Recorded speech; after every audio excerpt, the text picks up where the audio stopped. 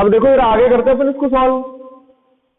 तो मैंने कहा अगर ये सर्कल में घूमेगा तो पक्का यही सर्कल होगा इस रेडियस का, ऐसे बनेगा देखो,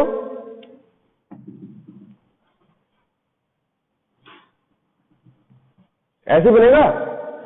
एक्सिस ऑफ रोटेशन यही रहेगा बेटा, ये मत समझ लियो। ठीक, वेट वेट लगेगा कि नहीं इसका, वेट लगा दो। अब ये मिटा दो भाई एल साइन थीटा बीटा, क्योंकि अपन को पता ही लगी डिस्टेंस कितनी है।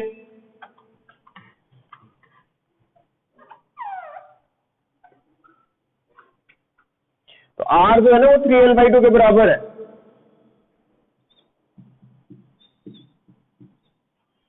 वेट कहां आएगा बेटा, नीचे, बहुत सही जवाब। Tension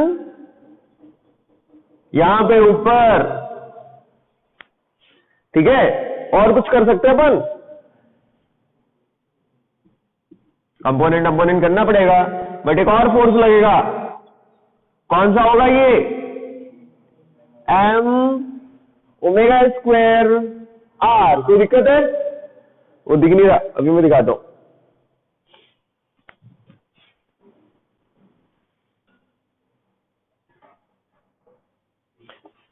m omega square r यहां पे लगा दिया, कोई दिक्कत। अब देखते हैं आगे, आगे की स्टेज में क्या होगा यार। मैंने कहा ये टी के टुकड़े टुकड़े करने पड़ेंगे, तो टी के दो कंपोनेंट होंगे बेटा, अपन दोनों करेंगे। तो देखो जरा क्या बनेगा, एम जी नीचे, एम ओमेगा स्क्वायर आर इधर। ये साइंटिफिकल है कि पिटल है, सूडो वाला है ना, फ्यूगल हो गया।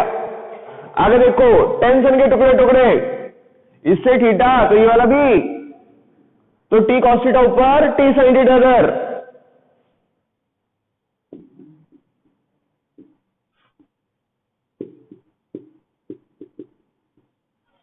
यहां तक देख लो, कोई दिक्कत।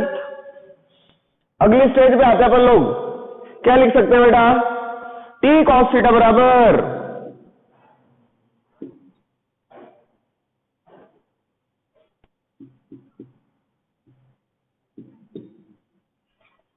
और टी साइन थीटा बराबर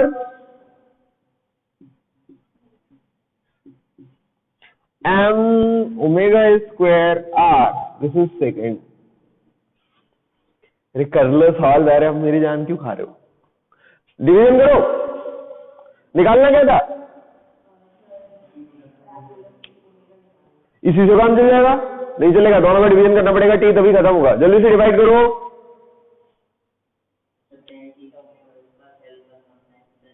अरे वही पुराना रिलेशन है, टी बस आर की जगह 3l/2 डाल दो, बस कुछ नया नहीं करना।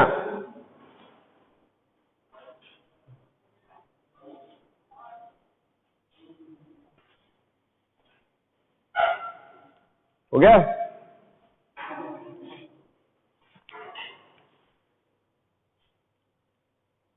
सेकंड से फर्स्ट को डिवाइड कर दो, ओमेगा स्क्वायर की वैल्यू निकलेगी या ओमेगा की वैल्यू निकाल लेंगे अपन। क्या आएगा, tan theta equal to omega square R, ऐसी कुछ है क्या है, omega square R by g. बस आर को पुट करो, 3l/2 आंसर पाओ। बहुत ही सिंपल क्वेश्चन था।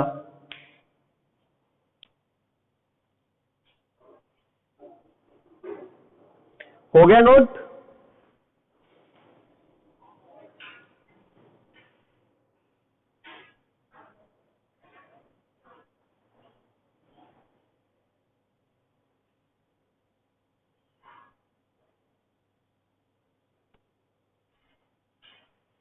हटा दे इसको।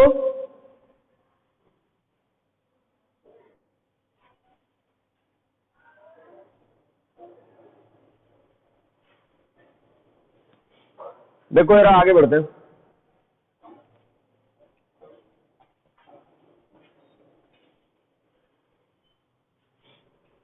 चलो एक क्वेश्चन और नोट करो, अभी किसी ने पूछा तो उसको और डिस्कस कर ले रहे हैं।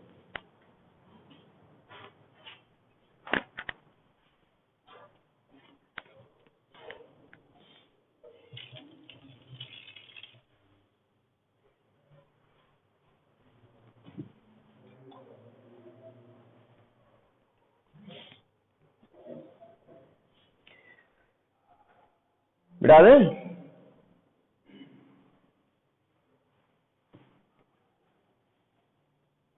लिखो क्वेश्चन, स्लाइड में नहीं है इसलिए लिखवा रहे। लिखो, a ring of mass m, एक रिंग है जिसका मास m है। वो चूड़ी हो सकती है, कुछ भी हो, अपने को कोई मतलब नहीं है उससे। A ring of mass m can rotate with angular velocity omega, can rotate with angular velocity omega. Ananya को दे दो आप वो second number.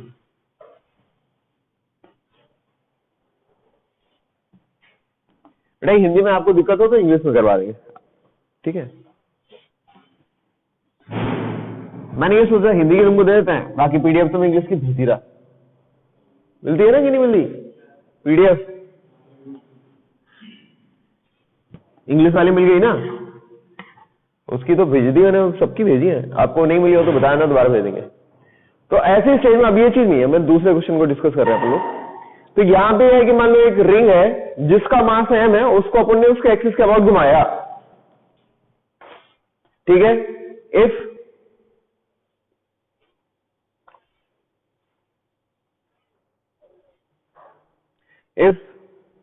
Length of the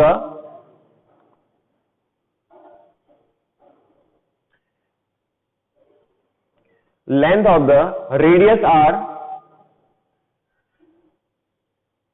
then find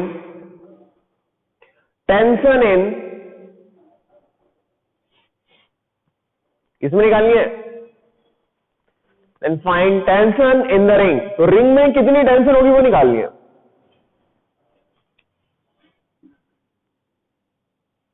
इस पूरी की पूरी रिंग का मास m दिया हुआ है और रेडियस r ली हुई है।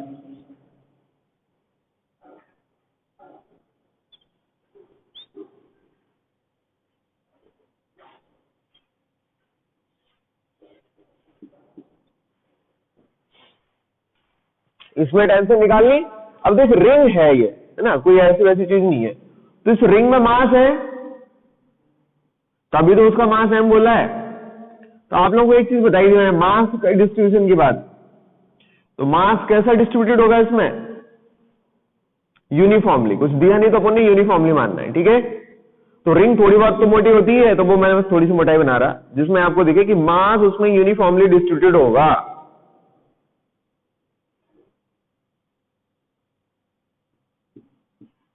जो भी कैलकुलेशन करनी है ना अपन को पूरी रिंग के लिए करनी है। अब रिंग के अंदर टेंशन, ध्यान रखना, सेंटीपिटल फोर्स ना पूछा, अपने को रिंग के अंदर की टेंशन कैलकुलेट करनी है कि कितनी आएगी।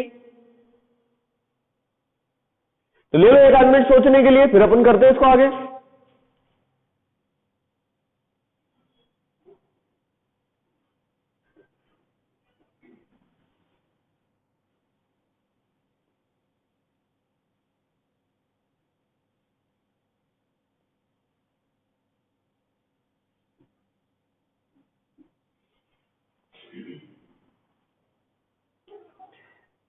ये जो टेंशन है ये सेंटीपिटल फोर्स नहीं है कि मैं रस्सी को पकड़ के घुमा रहा हूं, ध्यान रखना। ये टेंशन इनके सेगमेंट के अंदर आएगी। जैसे मान लो मैं कोई छोटे से रीजन की बात करता हूं, मैंने ये रीजन लिया, छोटा दिख रहा, मैंने बनाया है लेकिन थोड़ा बड़ा दिख रहा, आपको कोई दिक्कत नहीं। तो आप ये देखो, अगर मैं इसको ढीला छोड़ता तो अलग कहानी होती। अब टेंशन की बात कर रहे हैं तो इस वाले पॉइंट पे अगर अपने देखना है, इस वाले पॉइंट पे देखना है, तो ये वाला मतलब कोई भी चीज ऐसे धागा लो ना और उसको घुमाना शुरू कर दो। या आप एक काम करना, रबर बैंड होता है ना, उसको तेजी से घुमाना तो थोड़ी लेंथ बढ़ जाती है, ठीक है। आपने ये चीज समझ में नहीं आ रही तो आप एक काम करो, गुब्बारा जो होता है ना ऐसे वाला, उसको पकड़ के ऐसे से हिलाते हैं, वो रबर वाली थोड़ी सी रस्सी बांध देते हैं, उसको आप घुमाओ जोर से तो उसकी रेडियस लेंथ बढ़ जाएगी। बढ़ती है कि नहीं बढ़ती? तो वो सब चीजों को अपन को ध्यान में रखते हुए देखना है कि अगर ऐसी कोई स्टेज होगी ना, तो मैंने क्या किया, एक छोटे से पार्ट के एक एलिमेंट को डिस्कस किया। ये तो बेसिक लाइन है अपनी। बराबर साइड से एंगल का डिवीजन किया, तो इस एंगल को मैंने छोटा एंगल मानना है, बहुत बड़े काम के लिए नहीं कर रहा मैं, तो डेल्टा थीटा, और इस एंगल को भी मानना है डेल्टा थीटा। छोटे छोटे एंगल लिए, अब मैं उसको लिख भी दूंगा, टेन से 0 ही है वो, लेकिन अगर मैं 0 बना लूं तो दिखेगा नहीं, तो अपन ने बना दिया लगभग 60 डिग्री के आसपास, है बहुत छोटा, ये मान लो 1-2 डिग्री का भी नहीं होगा। अब ऐसी स्टेज में क्या होगा, इस वाले पार्ट के साथ ये खींच के ऐसे आएगी, क्योंकि अगर टेंशन करनी है तो इसको खींचना पड़ेगा इस पार्ट को।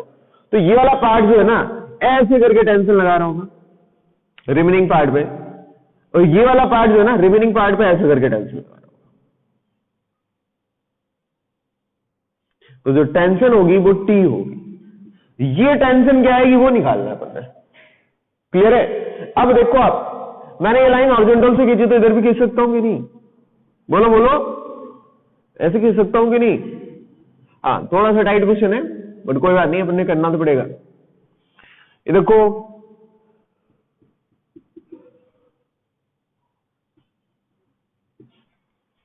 कोई दिक्कत? डिवीजन करो भैया एंगल के। क्या क्या डिवीजन होंगे? ये डेल्टा थीटा तो ये वाला मैं लिख नहीं रहा, ऐसे बनाऊंगा बस। तो ये 90 माइनस डेल्टा थीटा तो ये वाला, समझ में आ गया? अब और पीछे जाने की जरूरत नहीं है क्योंकि टेंशन ये नहीं पड़ गई। यहां आ जाओ, ये डेल्टा थीटा तो ये वाला, तो ये वाला 90 माइनस तो ये वाला, समझ में आ गई? तो ये जो टेंशन का कंपोनेंट आएगा उसको मैं आपको आपके सामने बना के दिखाता हूं। टी कॉस डेल्टा थीटा, तो एक बचा हुआ टुकड़ा इधर मिलेगा टी साइन डेल्टा थीटा। ध्यान रखना, जिस एक्सिस से एंगल लेते हैं ना उधर कॉस लगाते हैं और दूसरी साइड साइन। तो ये वाला से एंगल लिया, इधर कॉस लिख दिया, इधर साइन। ऐसा नहीं कि एक्स में कॉस लेना है वाई में साइन लेना है, ऐसा कुछ नहीं होता। नीचे वाली स्टेज पे आए, यहां देखो ये टी लिखा है, यहां पे एंगल थीटा है, तो ये टी कॉस थीटा नीचे आ जाएगा।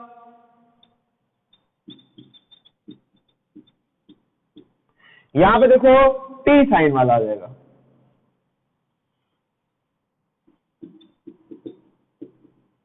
कोई दिक्कत? पक्का? अरे ये तो बेवकूफ दोनों बराबर लग रहे, मुझे काट डालो। अब क्या बचेगा? सर्कल में घूम रही कि नहीं घूम रही? मैं फ्री में नहीं सॉल्व कर रहा इसको।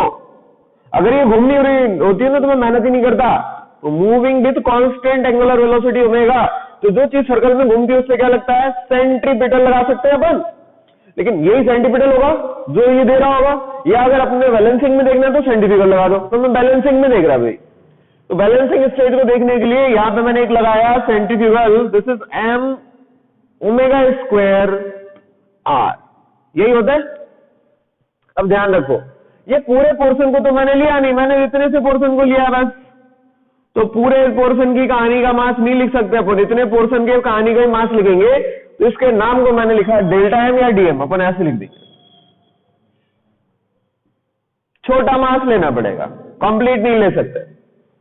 समझ में आया? क्यों? पूरे लेंगे तो पूरे का लेंगे, आधे लिया तो आधे का लो, थोड़ा लिया तो थोड़े का लो। अब पूरे का ये ले लिया तो निपट जाएंगे, गलत हो जाएगा। तो ये अपनी पूरी स्टेप्स लिखी है। यहां पे किसी ने कोई समझने में दिक्कत हो तो पूछ ले।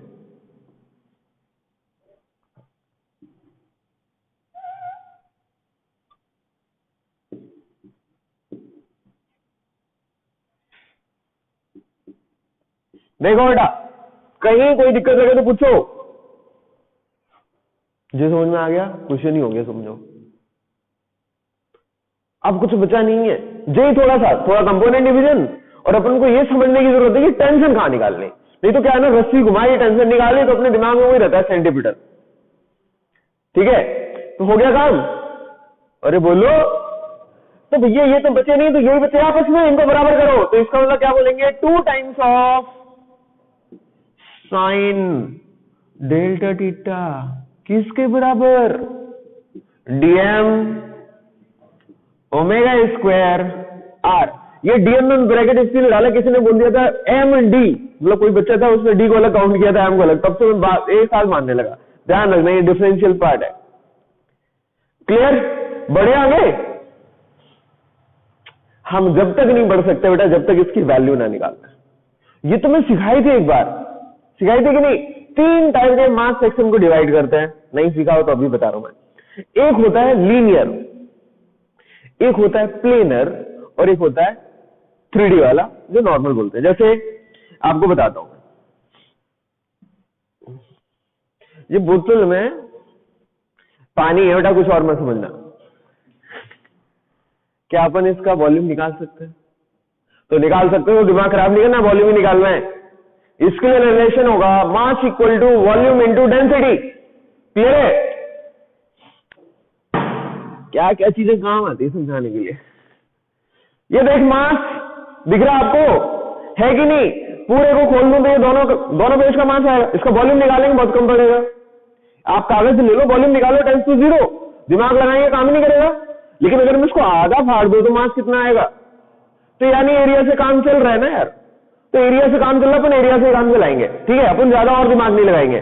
तो ये दूसरी टाइप की बॉडी हुई जहां पे वॉल्यूम निकालना टफ है, वहां पे हम सरफेस के हिसाब से सॉल्व करते हैं। समझ में आ गई बात? तो वहां पे अपन ने क्या निकालना है, सरफेस एरिया, उसी के अकॉर्डिंग मास को वेरी करेंगे, तो मास इक्वल टू हो जाएगा surface density into area. Clear है? अब कई बार क्या होता है, कुछ बच्चे होते हैं मानते नहीं, मैं पकड़ के बाहर हिला दिए इसके, तो एक दो बाल टूट के हाथ में जाएंगे, करके देख लेना, मैं नहीं तोड़ रहा किसी के, कोरोना वैसे फैला हुआ है। आप ये देख, एक बाल पकड़ो, उसका वॉल्यूम निकालने की बात करूं तो आपको गुस्सा नहीं आ जाएगी? है क्या मैं थर्मामीटर, मतलब क्या बोलते हैं उसको, माइक्रोस्कोप लेके बैठे क्या, इसको गेज लेके बैठे हम वॉल्यूम निकाले? मैं कहूंगा नहीं निकाल सकते। मैंने कहा एरिया निकाल दो, दिमाग खराब हो गया सर, भले रेडियस में निकाल पा रहे, एरिया कहां से निकाले?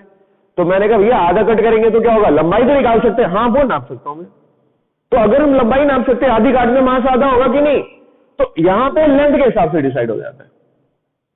3 कैटेगरी डिसाइड करी, जो निकालना आसान हो उसके हिसाब से लिखो। लेंथ निकाल सकते हैं लेंथ के हिसाब से, एरिया निकाल सकते हैं एरिया के हिसाब से, वॉल्यूम निकाल सकते हैं वॉल्यूम के हिसाब से। तो जिस बॉडी में तीनों चीजें निकाल सकते हैं उसको वॉल्यूमेट्रिक बॉडी बोलते हैं, और उसके लिए रिलेशन होता है मास बराबर वॉल्यूम इनटू डेंसिटी। कुछ बच्चे नए इसलिए बता रहे, नहीं तो मैं पूरा बताता ही नहीं। दूसरी स्टेज क्या, अरे कभी कभी प्लेन से काम चलाना पड़ता है, जैसे मैंने कागज का एग्जांपल दिया, तो मास इक्वल टू, वहां से एरिया निकाल सकते हैं अपन, तो सरफेस मास डेंसिटी सिग्मा से डिनोट करी गई। थर्ड, जहां मास एरिया कुछ ना निकाल सकते हैं, वॉल्यूम भी नहीं निकाल सकते, एरिया भी नहीं, तो वहां पे लेंथ निकाल सकते हैं। लेंथ निकाल सकते हैं तो उसके लिए यूज किया length into linear mass density. तीनों मास को रिप्रेजेंट करते हैं। जो बॉडी में सिर्फ एक डायमेंशन मेजरेबल हो, बाकी दो मेजरेबल नहीं होती, उनको लीनियर बोलते हैं। जो बॉडी में 2 डायमेंशन मेजरेबल हो, एक मेजरेबल नहीं हो, उसको सरफेस वाली बॉडी बोलते हैं या प्लेनर बॉडी बोलते हैं। और जिसमें तीनों नाप सकते हैं वो वॉल्यूमेट्रिक बॉडी होती है। समझ में आया? तो जो हम रिंग की बात करेंगे, तो रिंग में अपन लोग क्या नापते हैं, सिर्फ लेंथ। रिंग मतलब पतली, हाथ की चूड़ी नहीं, जो अपन पहनते मोटी होती है वो।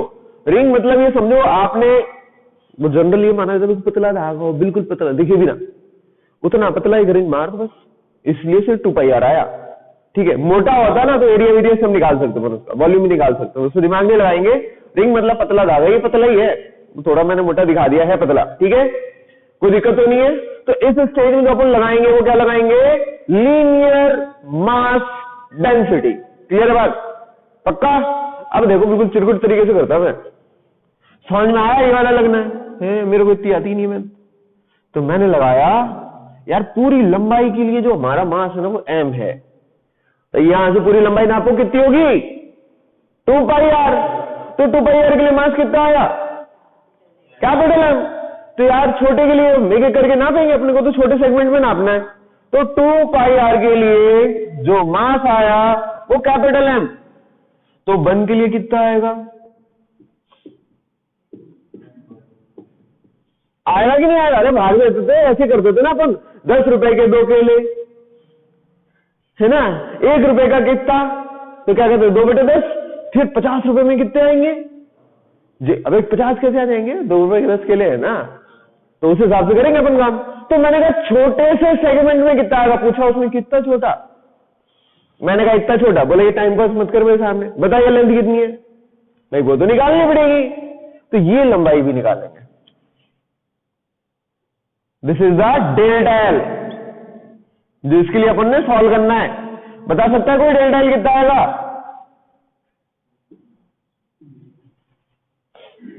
अरे कोई भी बता देगा। Angle equal to arc upon radius. देख एंगल कितना बन गया, 2 times of delta theta. Arc length क्या है, डेल्टा एल, है कि नहीं? अरे बोलो। तो डेल्टा एल कितनी है, फुल। रेडियस क्या है, आर। तो यहां से अपन उसकी वैल्यू डाल सकते हैं डेल्टा एल की। तो डेल्टा एल कितना हो जाएगा, 2 डेल्टा थीटा आर। क्लियर है कि नहीं? इस चीज को अलग रखता है, कंफ्यूज ना हो जाओ। तो मैंने कहा डेल्टा एल के लिए मास जो आएगा ना उसको अपन डीएम लिखेंगे, क्योंकि अपन ने सिर्फ उतना ही निकालना है। तो m upon 2 pi R into delta L, this is equal to DM.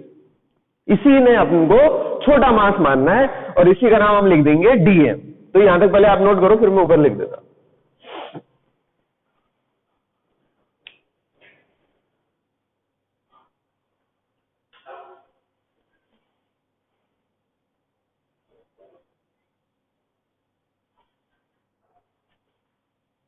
ये नीट वीट में आने वाला क्वेश्चन है नहीं, कोई बात नहीं, तुमने पूछ लिया तो मैं बता रहा हूं, लेकिन कर लो तो ये रिजल्ट याद रख लेना, ठीक है। ये क्वेश्चन हम 3 बार कराते हैं, अभी ये कराना ही था, थोड़ी देर बाद होता, स्लाइड में नहीं रखा था मैंने क्योंकि नीट बैच था इसलिए हटा दिया था। अब आगे वाली स्टेज में आते हैं, जेई के लिए तो जरूरी है, ठीक है। ये यहाँ नहीं कराते तो आपको मैग्नेटिज्म में करा रहा होता, वहां पे भी रिंग के अंदर करते हैं, एक वायर को घुमाते हैं मैग्नेटिक फील्ड के अंदर, तो उसमें करते हैं, तो कहीं भी 1-2 बार करना पड़ता है अपन को।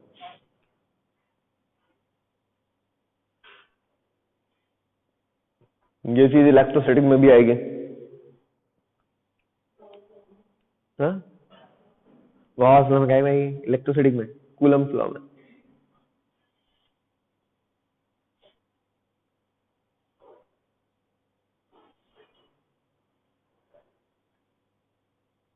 नीट वाले रिजल्ट याद कर लियो,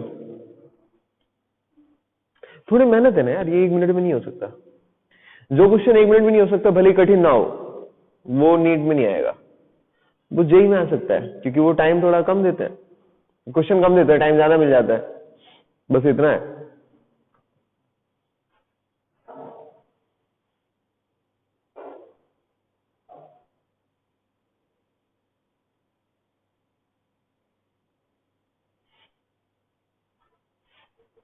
अबे ऑनलाइन में फ्री में तो नहीं लगा, कोई है कि नहीं? मुस्कान, बस समझ में आ रहा है मुस्कान की नहीं कुछ?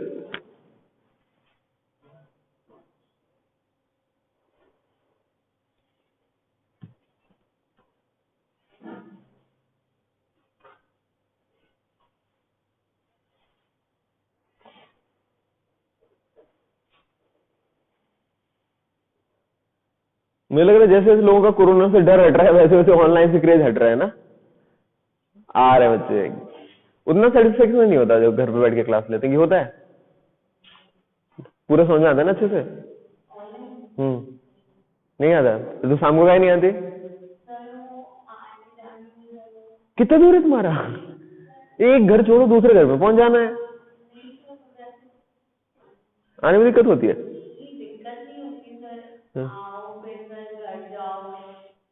फिर कपड़े चेंज करो, फिर हाथ दर्द हो, फिर मुंह धो, ठंडी का टाइम है सर, आप समझते नहीं हो। ऊपर से कोरोना चल रहा, नॉर्मल टाइम होता तो आ जाते सर, अब इतनी ठंडी में हाथ धोने का मन नहीं करता। नहाते आते हो? हाँ ठीक, कोई दिक्कत नहीं है। तो दोनों जहां बेहतर लगे, मैं तो खुद ही कहता हूँ दूसरी क्लास ऑनलाइन ही लो, बेहतर है। तो मेरे को डिस्टर्बेंस हो जाता है इधर से नीचे, नीचे से ऊपर, पता नहीं शाम को रोज नेट दे रहा है, 8-10 दिन हो गया है ना, कि प्रोजेक्टर में पढ़ने में मजा नहीं आता, इसलिए कहता नहीं सर बढ़िया नहीं दिख रहा ऊपर, चलो। रात को मैं बता रहा हूँ रीजन क्या है।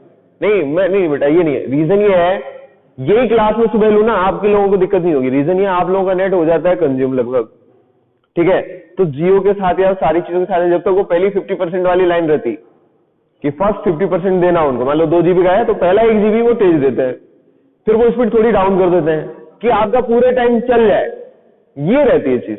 क्योंकि वो चाहते हैं 24 घंटे तक आपको नेट मिले, मान लो आपने पहले निपटा दिया तो भी उनको व्हाट्सएप मैसेज के लिए तो देना ही पड़ता है, ठीक है। तो उसमें फिर वो स्पीड कम कर देते हैं, ये बेसिक चीज है।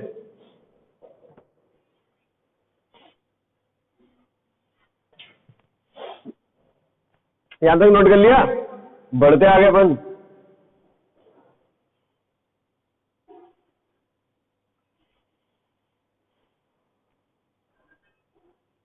हटाएं, चलो भैया।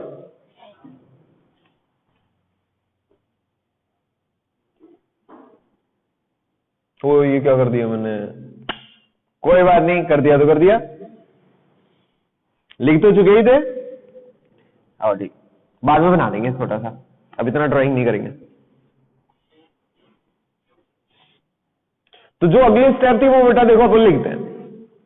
तो मैंने ये देख लिया कि जो भैया डेल्टा एल के केस में मास आ रहा था वो क्या था, m अपॉन 2 पाई r डेल्टा एल, यही था। इसी का नाम अपन ने दिया dm।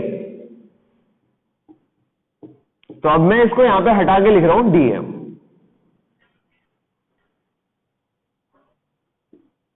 जब आप लोग थोड़े से बड़े हो जाओगे, मतलब 2-3 बार ये चीज कर लोगे, तो आप डायरेक्ट dm ही लिखोगे, है ना, फालतू टाइम पास नहीं करोगे। क्यों? क्योंकि दिस वैल्यू इज लैम्डा, मास पूरा भाई होता क्या है एग्जैक्टली लैम्डा। तो ये देखो आप यहां से लैम्डा अपन लिख सकते हो, तो क्या होगा, तो lambda equal to m by L. तो मास लिखना और एल कितनी आएगी, 2 पाई आर। तो अपन इतना टाइम खराब करते ही नहीं है ना, सीधा डीएम लिखते हैं, ये सब बातें करते नहीं कभी, अपन को पता है ना यार कि ये करना है, तो ये सब चीज पूरी गोल हो जाती है साइड की, सीधा लिखते हैं अपन डीएम इक्वल टू ये भाई, ये क्या लैम्डा इंटू एल, बस। लेंथ कितनी ली थी अपन ने, डेल्टा थीटा के बराबर, तो क्या आई थी वैल्यू, अभी डेल्टा थीटा की भूल गया मैं, ये कहीं लिखी थी 2 डेल्टा थीटा आर, ऐसी कुछ थी।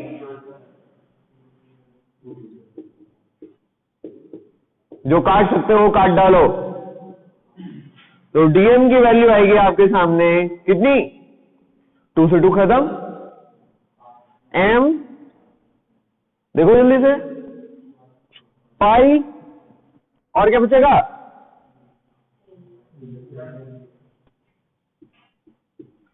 और कुछ,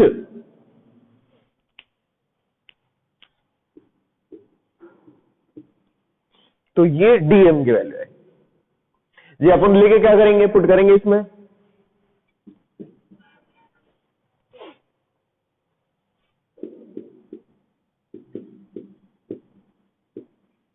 क्या है, 2t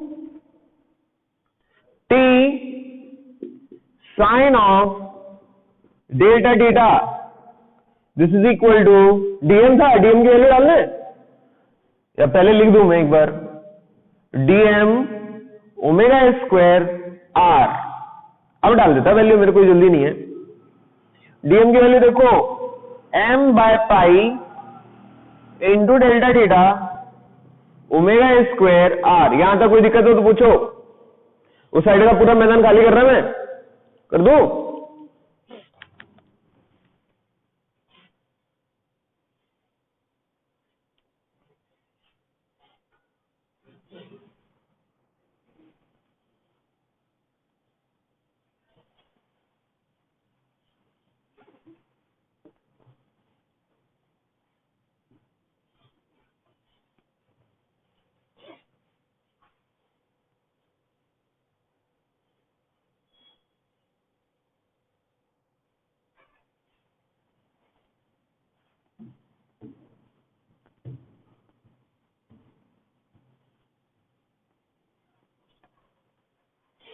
देखते हैं जरा आगे। एक कंडीशन होती है जो अपन ने लगानी है फॉर छोटे एंगल।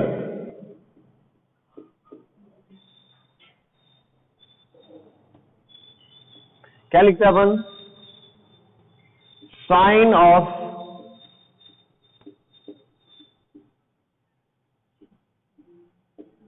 हिंदी लिख दूं छोटे एंगल के लिए,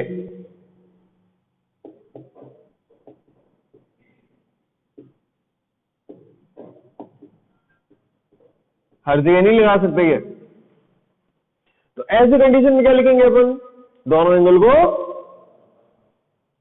ये जो लिखा हुआ है इसको अपन क्या लिखेंगे, डेल्टा थीटा। समझ में आ रही बात? तो देखो 2 टाइम्स ऑफ टी, फिर साइन थीटा था, मैं चुपचाप डेल्टा थीटा लिख दिया, किसी को खबर भी नहीं होनी चाहिए,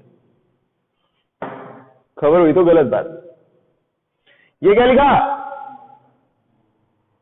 m by pi delta theta omega square R. देखो हमें जो कटने को दिख सकता है मैं काट ही डालूंगा, पूछूंगा नहीं किसी से।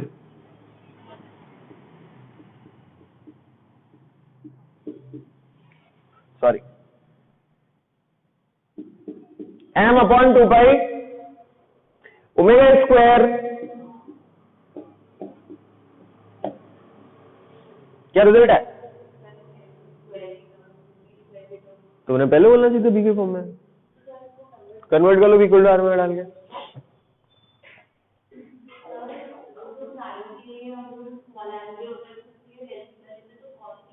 वन लेते हैं पूरा, शायद नहीं पक्का। देख स्मॉल मतलब 0, cos 0 1, sin 0 0, तो टाइम्स टू 0 लेते तो बराबर रख लेते बस।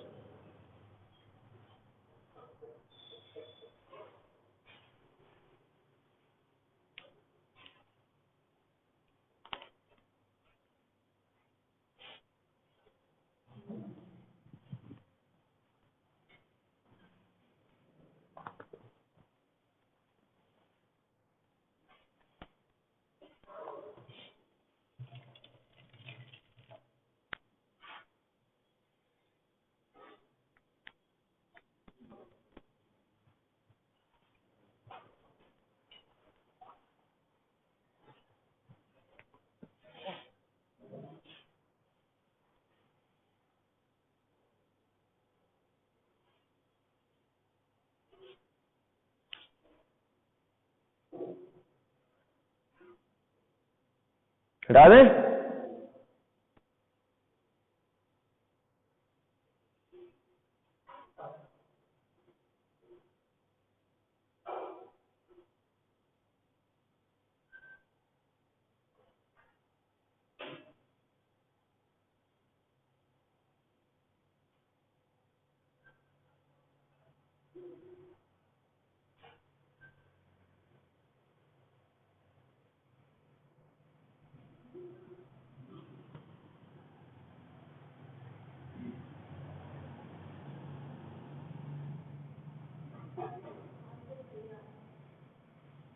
तो तुम्हें गलत लग रहा था?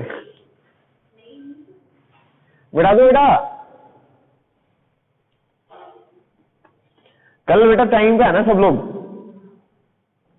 ठीक है? लेट वेट मत करना।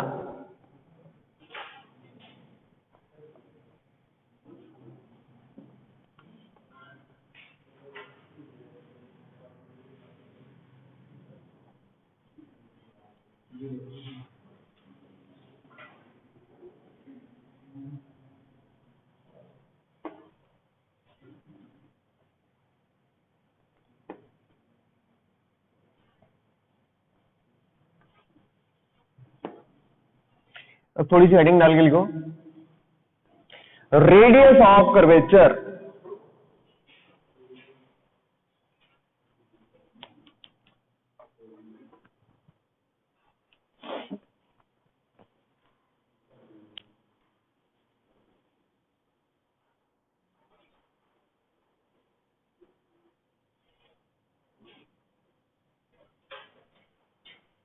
ठीक है? यहां एक भ्रांति फैलाते हैं अपन लोग, गलत सलत करते हैं लेकिन काम ही चलाते हैं। क्या है कि हम मानते हैं कि दुनिया में सब कुछ गोल है, होता नहीं है। मानने में क्या जाता है, या मान लो होता है तो दिखता नहीं है। अपने तो फ्लैट रोड भी देखे, तो हमने मानना है कि दुनिया में सब कुछ सर्कुलर है या गोल है। गोल है तो सर्कल बना सकते अपन।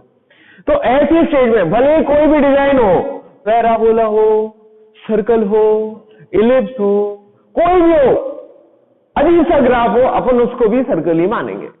ऐसे कैसे? फॉर स्मॉल सेगमेंट के लिए, जैसे मान लो मैंने बोला ये एक सर्कल है कि नहीं? तो देख इतने से पोर्शन को गौर से देख, इतने पोर्शन में लेंथ लगाई, क्या ये सर्कुलर दिख रहा? नहीं दिख नहीं रहा। इतने वाले सेगमेंट को देखो अच्छे से, सर्कुलर दिख रहा? नहीं दिख रहा यार। अच्छा लेंथ सेगमेंट की अपन इतनी रख देंगे, और बड़ा बनाया तो दिक्कत हो जाएगी। लगभग लीनियर लग रहा है, लग रहा है कि नहीं? देखो लगभग सेगमेंट में इतना ज्यादा फर्क नहीं दिख रहा। ये थोड़ा सा पार्ट रह गया, मैं और बड़ा सर्कल बना दूं, ये सेगमेंट को थोड़ा छोटा कर देते हैं।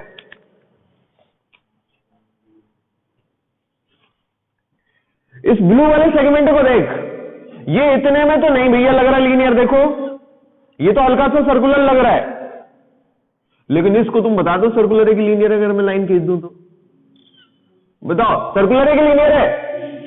दिमाग खराब हो जाएगा, बता नहीं सकते क्यों? और उसके लिए दूरबीन लेके बैठना पड़ेगा, चेक करना पड़ेगा, लेकिन समझ में नहीं आएगा। तो यही बोला है कि कोई भी डिजाइन हो फॉर स्मॉल सेगमेंट हम उसको क्या मान सकते हैं? सर्कुलर। क्यों? पता नहीं ना सच्चाई क्या है। अरे हमको धरती सीधी क्यों दिखती है? इतनी बड़ी है उसकी सर्कल की लंबाई नाप नहीं सकता अपन। तो ऐसी स्टेज में आपको पता, आज से कई सालों पहले जब लोग बाग अपने अर्थ का आसपास चक्कर लगाना होता था ना, मतलब इस वाली साइड से इधर से, किसी को इस साइड आना है तो वह ऐसे नहीं आता था, उसको डर लगता था कि गिर नहीं जाए छत से। ये साइंटिस्ट लोगों की बात है, इस साइड से इधर आने के लिए पूरा यहां तक का चक्कर मारता था, फिर एक आध धोखे से चला गया तो सुरक्षित रह गया, तब लगा नहीं यार ये चीज हो सकती है। पहले ही मानते ना ये टॉप पार्ट है, मान ले तो यहां से गिरे तो क्या होगा, तो वही फील रहती, छत से गिरेंगे तो क्या होगा। तो फिर बाद में समझ में आया नहीं यार ये चीज अलग है, ऐसा नहीं होता। तो जब ये समझा कि ऐसा नहीं होता तब चीजें बदली। वो क्यों नहीं होता फिर समझ में आया, भैया यहाँ सर्कल लग रहा, अर्थ का रोटेशन हो रहा, उसमें पहले ये सब चीजें समझते नहीं थे लोग। तो वही है कि हर पाथ को अपन ने क्या मानना है? सर्कुलर। अगर कोई लीनियर भी है ना तो मानेंगे इन्फिनाइट रेडियस का एक सर्कुलर पाथ है। इन्फिनाइट रेडियस अपने आप लीनियर हो गया। समझ में आ रही बात? तो लिखो एक जरा पहला point, in case of radius या in case of calculation of radius of curvature, in case of calculation of radius of curvature, we assume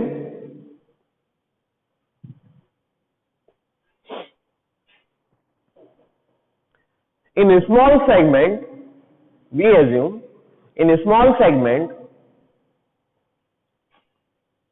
all the possible curves are circular. All the possible curves are circular. कोई भी हो, अपन ने दिमाग लगाना नहीं है। उसने रेडियस की बात करी, अपन ने सर्कल मानना है, क्योंकि रेडियस में ही सर्कल होता है। सॉरी, रेडियस में सर्कल नहीं होता, सर्कल में ही तो रेडियस निकालते हैं अपन, और अगर निकालते नहीं है तो तुमने बोला मतलब माना, हमने माना तो हम करेंगे। अपनी अपनी इच्छा पे डिपेंड करता है काम। तो भैया जो भी माननी है अपन ने सर्कल मानना है एट दैट पॉइंट। ठीक है, सेकंड पॉइंट लिखो, we know that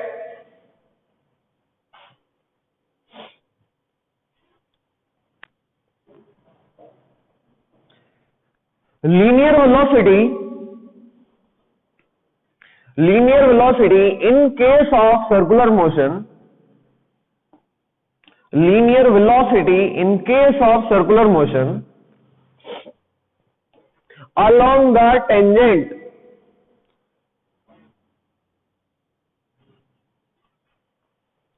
linear velocity in case of circular motion कहां होता है? along the tangent। मान लो अपन ने यहां देखना है तो कहां बनाएंगे लीनियर वेलोसिटी? मान लो अपन ने यहां देखना है तो कहां बनाएंगे लीनियर वेलोसिटी? समझा? मान लो आपको इधर देखना है तो कहां बनाएंगे लीनियर वेलोसिटी? यहां देखना है तो along the tangent। ये प्रोग्राम चलता है अपना हर बार। कोई दिक्कत है किसी को? समझ में आ रही है? तो लीनियर वेलोसिटी अपन ने बनानी है, along the tangent बनानी है। कोई भी ग्राफ बना रहे, जैसे अपन लोग क्या करते थे, स्लोप बनाते थे ना, तो बता देंगे हम चुप रहे। तो वो जो स्टेजेस मिलेगी उसको अपन ने क्या मानना है? क्या मानना है? रेडियस के निकालने के लिए वेलोसिटी सबसे पहले जरूरी है, तो अपन वहां पे वेलोसिटी के डायरेक्शन को एज्यूम कर लेंगे, जो भी हो।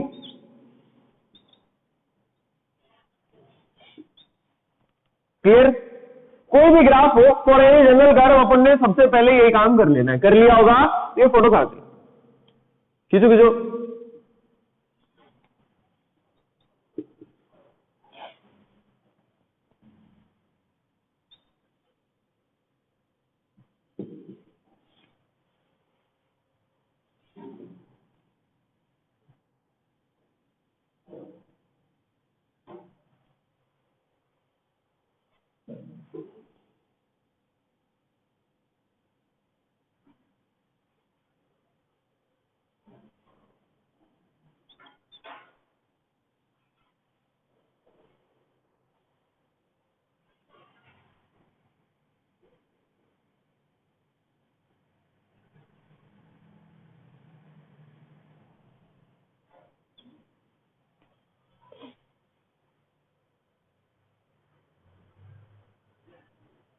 क्लियर?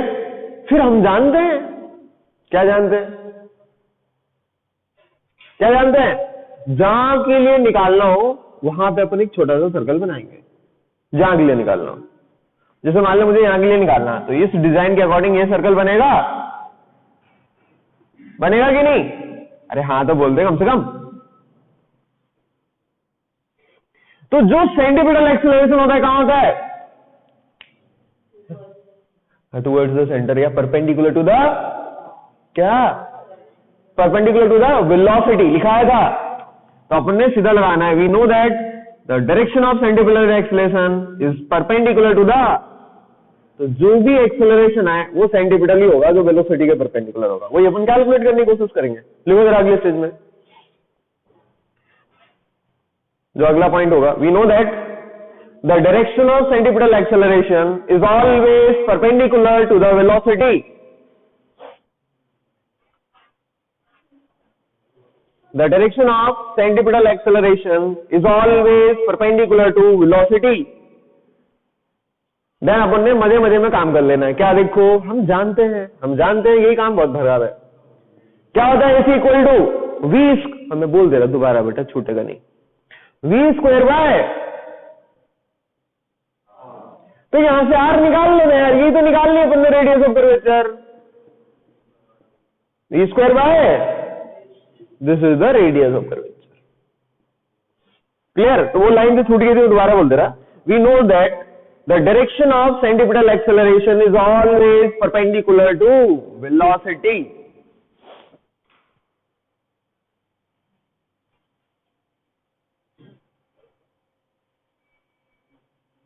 समझ में आया? We know that the direction of centripetal acceleration is always perpendicular to velocity. मैं अगली बार से लिख के लाऊंगा, वही सही रहता है। चार बार बोलो, एक आध बार मिस हो ही जाता है कुछ, और मेरी गलत बात है, रट के नहीं आता है ना तो गड़बड़ हो जाती है। जो स्टेटमेंट रटे रहते हैं 10 सालों से सेम बोल रहे हैं वो तो सेम निकलते हैं बाकी अंग्रेजी तो खराब ही है मेरी। ठीक है, हो गया यहां तक? देख लो जल्दी से।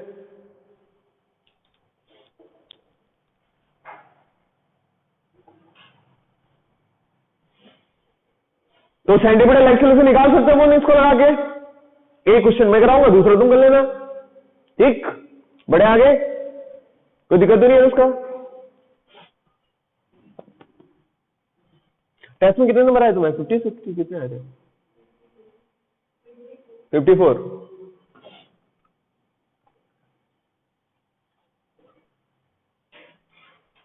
बोलो आप लोगों ने क्या दिया, तय किया कुछ? अभी तो खैर और टाइम है, लंबी क्लास के लिए तैयारी है?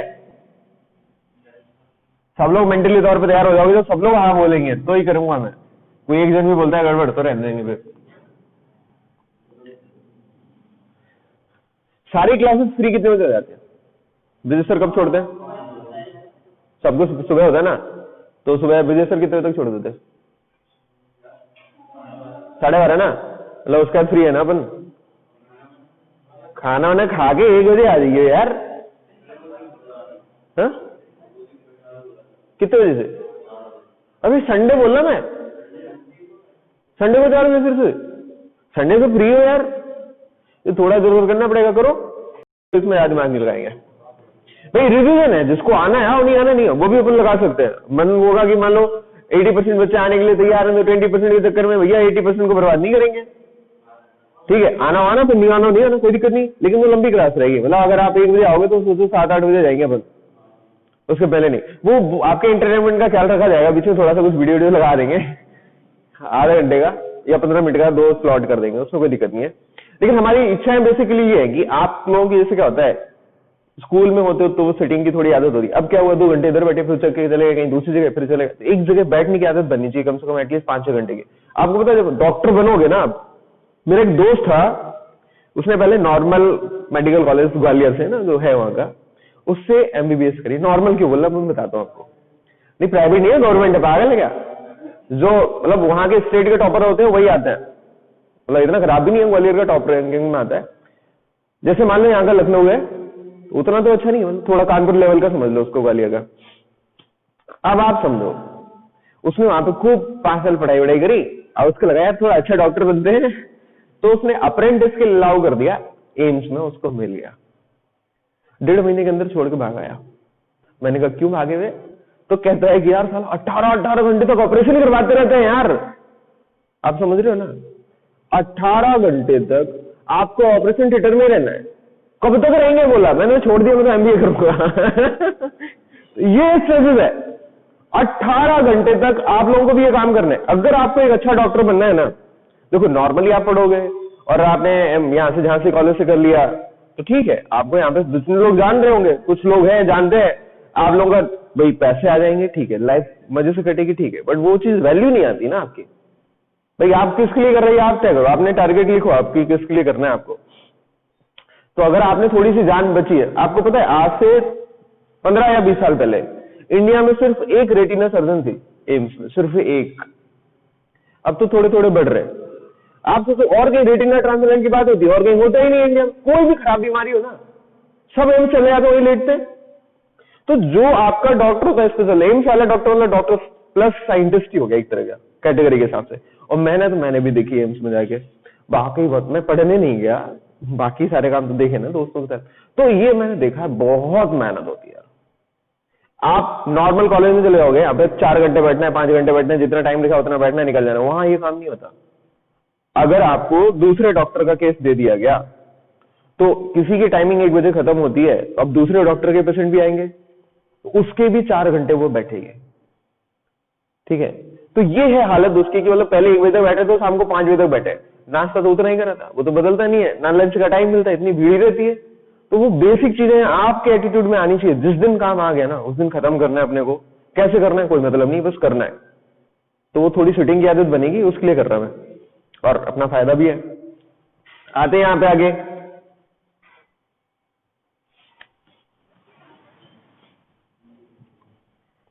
Question number 1।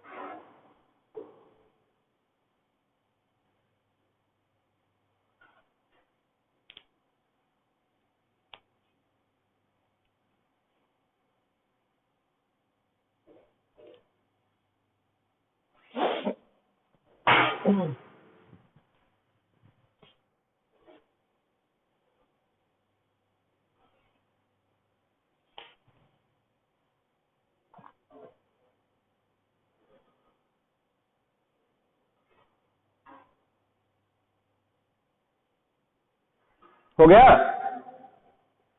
आप देखो यहां पे मैंने एक चीज बना के दी, हाईएस्ट पॉइंट पे निकाला मैंने, वेलोसिटी का डायरेक्शन खुद बना दिया। क्यों बनाया? ये मुझे खुद करना था ना, इसलिए। जल्दी से निकालो। कौन सा? बी।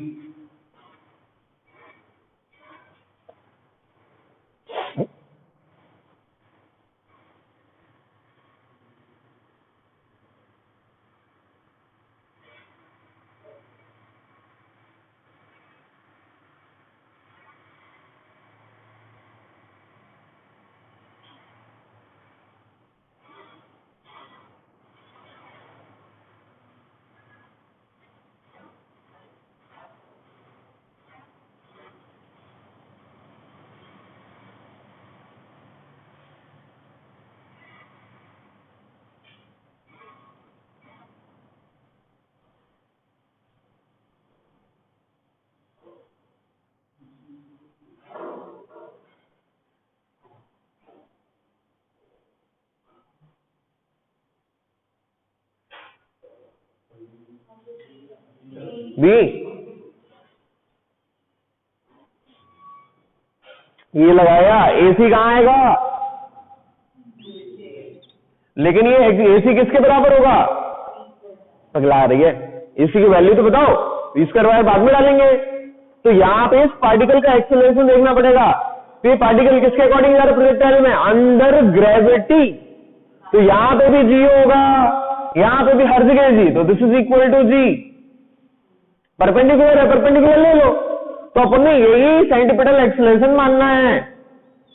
फॉर्मूला लगेगा AC equal to V square by R. But v की वैल्यू कितनी होती है? तो in projectile motion horizontal component की वैल्यू कभी चेंज नहीं होती, होती है क्या? तो ये वैल्यू होगी u cos थीटा के बराबर। जिन्होंने प्रोजेक्टाइल पढ़ा वो इसको सोच पाएंगे, जिसने नहीं पढ़ा तो वो नहीं समझो, कोई दिक्कत नहीं, हम पढ़ाएंगे तब देख लेना। तो ये देखो आप, तो इससे क्या होगा, r की वैल्यू आएगी v square by AC। v square की वैल्यू डालो तो जो आ जाएगा आंसर अपना देख लो जल्दी से।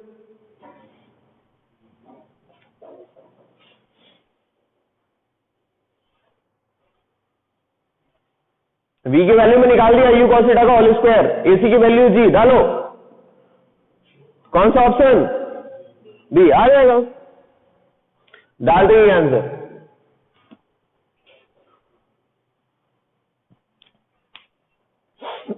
समझ आया? पक्का? कोई दिक्कत है बेटा किसी को? क्या तुम लोग शाम को ज्वाइन नहीं करते? क्या सब लोग करते हो? कौन कौन नहीं कर रहे शाम को ज्वाइन? कल मैं देखा था सिर्फ 8-9 लोग थे बस। तुमने ज्वाइन किया था शाम को? नहीं, आज करोगे? और आज ज्वाइन करोगे? अब आज रहने देना, आज मत करना। नहीं बंद नहीं, क्लास तो रहेगी, आज ज्वाइन मत करना, क्योंकि जब तक टॉपिक चेंज नहीं होगा ना, फिर बीच में प्रिज्म में घुसोगे तो क्या मतलब है? इक्वेशन पता नहीं है, अब तो क्वेश्चन करने हैं, तो आजकल मत करना। जैसे ही उसका कर्व वाला आएगा, रिफ्लेक्शन लेंस वाला काम आएगा, मैं तुम्हें बोल दूंगा तो ज्वाइन कर लेना। पढ़ लेना लेकिन लेंस के पहले का रिफ्रैक्शन, लाइट पढ़ा रहे हैं वहां पे, ऑप्टिक्स। उसके बाद देखेंगे मॉडर्न फिजिक्स शुरू करेंगे, और जो छोटा है वो तो वहां, लेकिन लाइट के शुरू का नहीं करूंगा रिवीजन भाई। लाइट जहां शुरू हुई जैसे प्लेन मिरर, वहां तक का तो नहीं होगा, वो तो सिंपल है। इसका जो चल रहा है उसको फिर रिवाइज मिलेंगे। और अगर अपने पे टाइम रहेगा, मान लो ये 8 घंटे वाला प्रोग्राम सक्सेसफुल रहता है, तो अपन तो फिजिक्स 3 बार रिवाइज कर सकते हैं।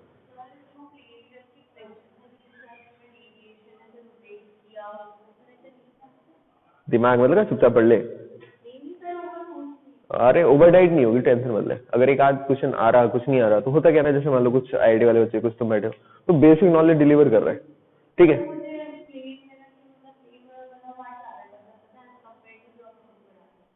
वो पहले ज्यादा टफ लगा, उसमें मैंने ज्यादा हो गई, ठीक है कम कर लेना। बट एंगल ऑफ डेविएशन तो निकालना पड़ेगा यार, ठीक है। क्यों? क्योंकि एंगल ऑफ डेविएशन आपने इसलिए लगा क्योंकि प्लेन में अपने पहले 7-8 दिन पढ़ा, ठीक है, उसमें सब चीजें फैला दी मैंने कि ये भी होता है, ये भी होता है। अब क्यों नहीं लग रहा? क्योंकि अब एक हर चीज एक एक बार आ रही है, बस ये चीज है। या उस टाइम पे आपका मन उतना कॉन्सेंट्रेट नहीं था लाइट ऑप्टिक्स को लेके। अरे रहने दो, 2 दिन तक तो तुम्हें समझ ही नहीं आ रहा था कि इधर पढ़ना है कि घर पे पढ़ना है, ठीक है, हो गया। फिर कहते थे घर पे रोज से ज्यादा समझ में आता, क्यों? रजाई में बैठ के आराम से पढ़ सकते ना। बिठा रहा हूं मैं इसको, नेक्स्ट क्वेश्चन को सॉल्व करते हैं।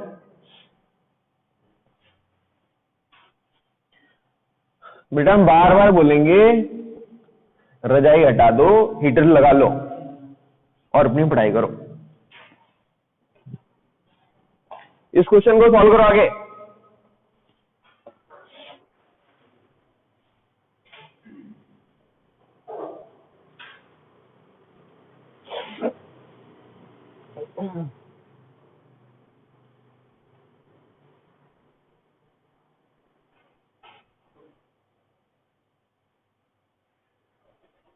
मुस्कान कोई जवाब नहीं आया आज तुम्हारा? सुन भी रही कि नहीं?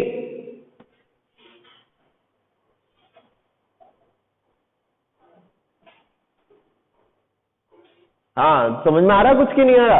आप कुछ बता ही नहीं रहे, कोई सवाल का जवाब नहीं दे रहे।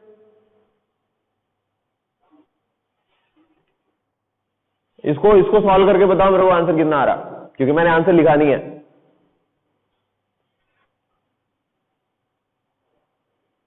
करो।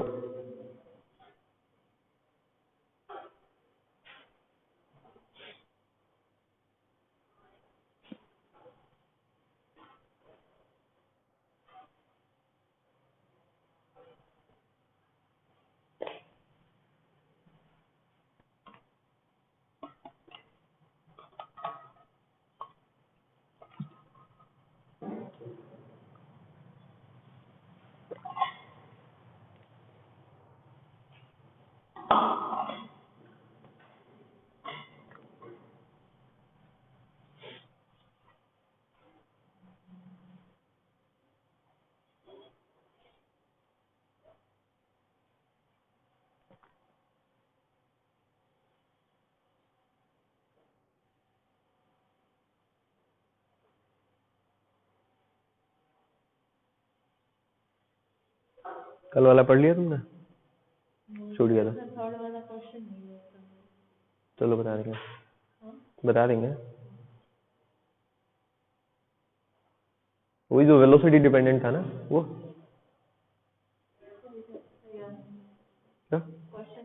चल ठीक है, ना ऑप्शन नहीं है इसमें।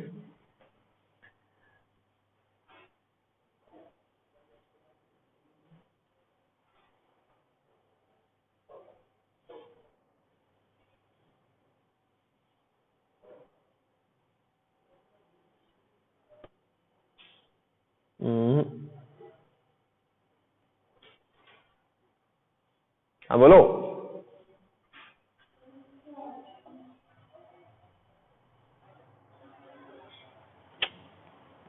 देखो v तो ये आएगा, तो v का ये वाला कंपोनेंट क्या होगा? v cos of theta by 2। यहां तक कोई तकलीफ नहीं है, but horizontal component remains unchanged. ये बदलता ही नहीं है, तो क्यों बदल रहे हो? तो this is become equal to,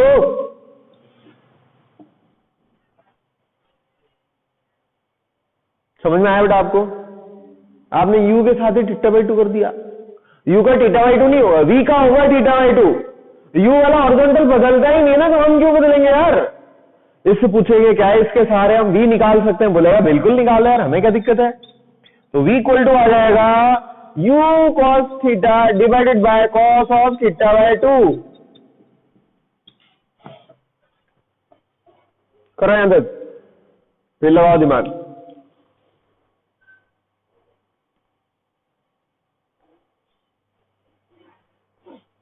लिख लेना एक line, the horizontal component of velocity remains unchanged in case of projectile motion. याद भी होगा, लिखवाया था मैंने पॉइंट। क्या आंसर है?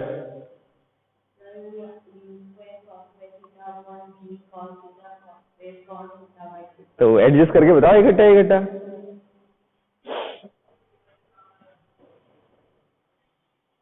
हो गया यहां तक?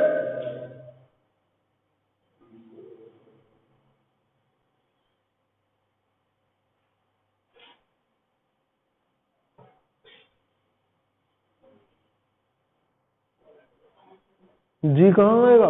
Vertically down.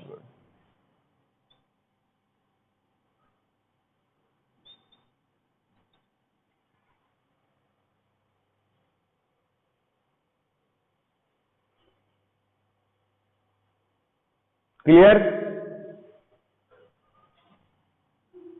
लेकिन ये एसी होगा क्या? नहीं होगा। क्यों नहीं होगा? हमको एसी लेना है वेलोसिटी के परपेंडिकुलर, तो लाइन खींचो परपेंडिकुलर टू वेलोसिटी। ये रही अपनी लाइन। समझ में आया? देखो, अगर ये लाइन वेलोसिटी के परपेंडिकुलर भी है थीटा, तो ये 90 माइनस थीटा बाय 2 होगा। तो ये वाला क्या होगा? Theta by 2। क्लियर है? तो इसका एक कंपोनेंट आएगा, this is g cos of theta by 2। यही एसी कहलाएगा, क्योंकि एसी जो होगा वो कहां होगा? Perpendicular to the velocity. अपने पहले बोला था